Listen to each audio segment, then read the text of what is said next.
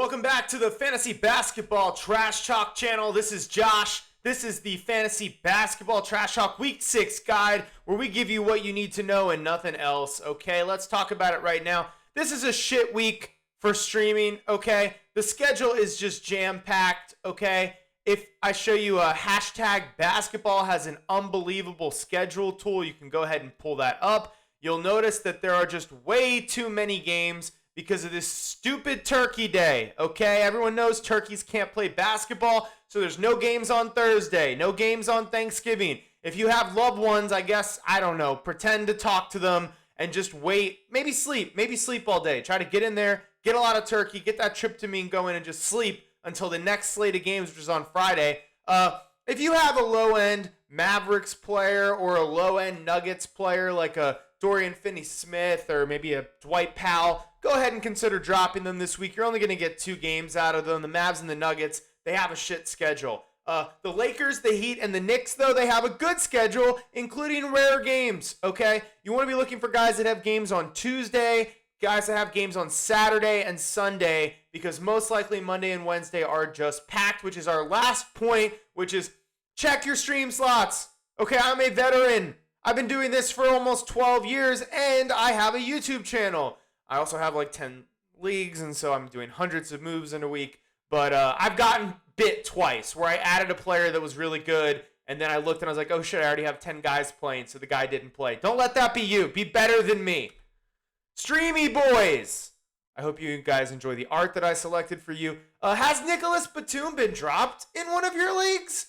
Because he might have been, and not only do the Clippers have a good schedule this week, but Nicholas Batum is good at basketball. Go ahead and grab Nicholas Batum. He's a stream this week for the schedule if he's available, but he also might be a hold. JaVale McGee, a.k.a. Shaqtin' a Fool, has been doing amazing things with blocks. DeAndre Ayton has been recovering from an injury, and Frank Kaminsky is injured. So I like streaming JaVale McGee because not only is he going to give you a rare category, which is blocks, but there's always a chance something happens to Ayton, and suddenly JaVale McGee is a monster putting up crazy games like 14 and 10 with 3 blocks. There's not that many players that can do that. JaVale McGee is one of them.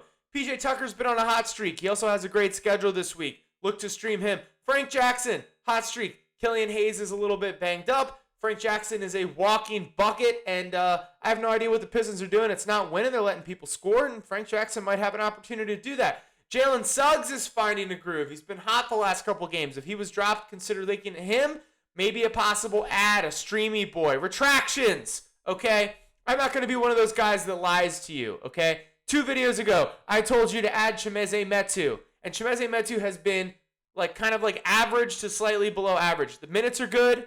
Luke Walton got fired, which we'll get to in a second. The stocks are great, but his percentages are god-awful, and he looks a little lost out there. If you're in a 14-team league, hold on to Chimezie Metu. If you're in a 12-team league and you're looking at potentially losing a category or 2 because you're not dropping him to stream, go ahead and drop Chimezie Metu. If you believe in him as much as I believe in him, I am holding 5 out of 6 of the Chimezie Metus that I added, but I want to be honest with you guys. He's not a must-roster, must-add 12-team player. I'm willing to consider dropping him now. Dame Lillard, still that guy. Massive game last night. I did a video a couple weeks ago where I was upset about his play. I traded him for a big package. I was wrong. Not going to be right about anything. Okay, that's it. 12 videos. Doing this for over a month. 2 retractions. I'm usually right.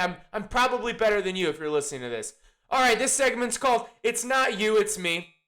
I'm talking about players that have big names that we love that it might be time to let go of, okay? Kemba Walker. I cut Kemba Walker today in one of my big cash leagues. I figured that a streaming slot is more valuable than him. The Knicks are on a timeshare, okay? They're doing better than expected, and what they're doing is they're cycling out several of the different guard options they have, like Derrick Rose, Kemba Walker, Quickly, Burks, and they're doing a timeshare where everyone gets to stay healthy, everyone tries hard on defense, but it's killing their fantasy value. You know, Kemba's small, Kemba's 30-something. He's still, he can put up a big game, but there's just probably better options for you to stream, even though he's a big name. Kemba Walker, it's not you, it's me. Joe Harris is banged up, but even before he was banged up, he doesn't quite have it this year. You know, the Nets are an example of when everything is clicking, they are unbeatable. And when 1 or 2 pieces are missing, like Kyrie's missing, Claxton's hurt, they've had guys in and out of the rotation already. It's too hard for Joe Harris to be your third best player in real life, and because of that, he's struggling in fantasy. So I would consider looking at other options, okay? Joe Ingles, Jingles. You got Jingle.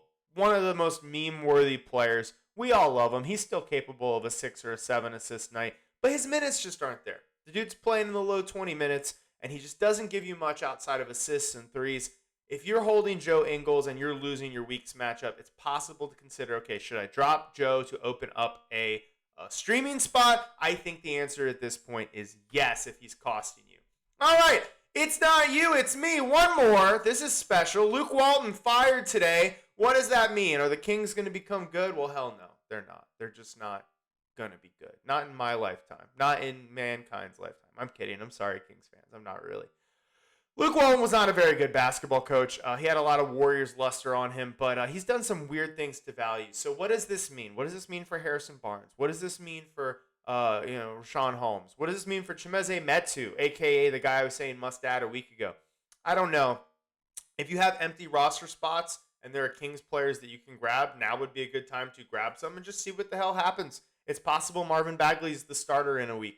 And he puts up 16 and 10 the rest of the year on horrible free throw percentage. It's very possible. It's possible that Chimezie Metu stays the starter. It's possible that the GM said, hey, you have to start Metu because we're doing a youth movement. I have no idea which direction Sacramento's going. I wouldn't be shocked if Sacramento tries to trade Harrison Barnes. It doesn't really make sense for them to keep a veteran like that on a team that's so bad. Okay, fine. Guys, do you like this stuff? But don't forget to like the video and subscribe. That gives me the motivation to keep doing it. If you ask me questions, I'm happy to answer them, but just make sure that you put your league rules in. Otherwise, it's hard for me to answer. 1,000 subs, and I'll do a video where I'm Blaze. And anyone in the Dallas area, we actually moved this. I need to update this. So because of Thanksgiving, the next watch party will be the Monday after Thanksgiving. Comment if you want more information. All right, guys, that's it for this video. Good luck in week 6.